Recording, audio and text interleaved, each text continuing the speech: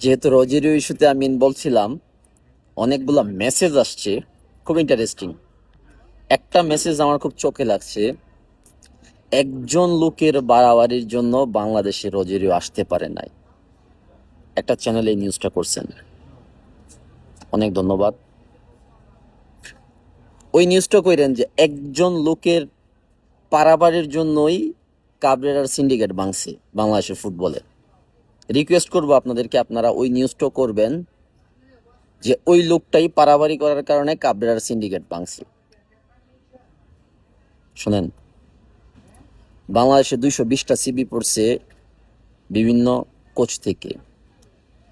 একটা সিবি যে একজন কোচ নিজে সিবি পাঠাইছে,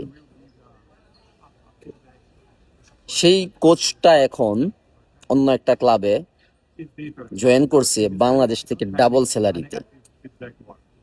সে বাংলাদেশের জন্য কাজ করার জন্য সর্বোচ্চটা চাইছিল মন থেকে। সে একটা দেশকে, একটা নতুন কমিউনিটিকে চ্যালেঞ্জ হিসেবে। দোষ আমি ফেডারেশনের দিব না, ফেডারেশনের মধ্যে অনেক ভালো মানুষ আছে। আমি সবসময় দোষ দিব ফেডারেশনের মধ্যে কিছু খারাপ মানুষ আছেন, যারা আপনারা ফুটবল বুঝেন না। আর যারা নতুন ফুটবল বুঝতে চায় তাদেরকে ফুটবল বুঝতে দেনও না। আপনাদের ইগোটা আজকে আমাদের ফুটবল এতটুকু পিছাইছে। থাকুক আপনাদের ইগো, আপনাদের ইগোরই জিত হলো। আমরা না হেরে গেলাম, বিচার যাবে উপরওয়ালার কাছে, বুঝছেন? এই যে উপরওয়ালা ডাইরেক্ট, পাপ বাপেরও সারে না। আমি রবিন ব্যক্তি হিসাবে আমাকে অনেকে ঘৃণা করতে পারেন, আমি কথা বেশি বলি। আমি এই রোজেরিও মিকাইলকে বাংলাদেশে নেওয়ার জন্য বিগত 10 দিনে না হলেও 3,500 কিলোমিটার শুধু গাড়ি ড্রাইভ করছি আমি। কেন জানেন? কারণ আমার দেশপ্রেমটা এই জায়গার মধ্যে। আমি ফিল করতেছিলাম যে এই কোচটাকে বাংলাদেশ নিলে একটা চেঞ্জ নিয়ে আসতে পারবো। দোষ আপনাদের না, দোষ আমার লাকের। রোজেরিও মিকাইল হয় নাই। ক্রিস কোলমান সময় থাকতে তাকে ক্লোজ করুন, তা নাহলে আমও যাবে, ছালাও যাবে। আমি অনেক কথা বলি।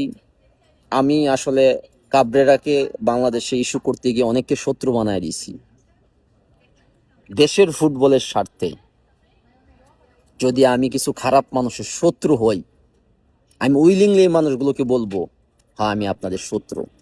আর যেই ব্যক্তি দেশের স্বার্থে আমাকে একজন ছোট ভাই হিসেবে, একজন ফুটবল লাভার হিসেবে, বা একটা সাহায্যের হাত, একটা ছোট ভাই ফুটবল সম্পর্কে জানে বা ভালো নেটওয়ার্কিং আছে, ওই ভাই হিসেবে আমাকে জায়গা দিবে আজীবন, সে আমার মনের মধ্যে থাকবে।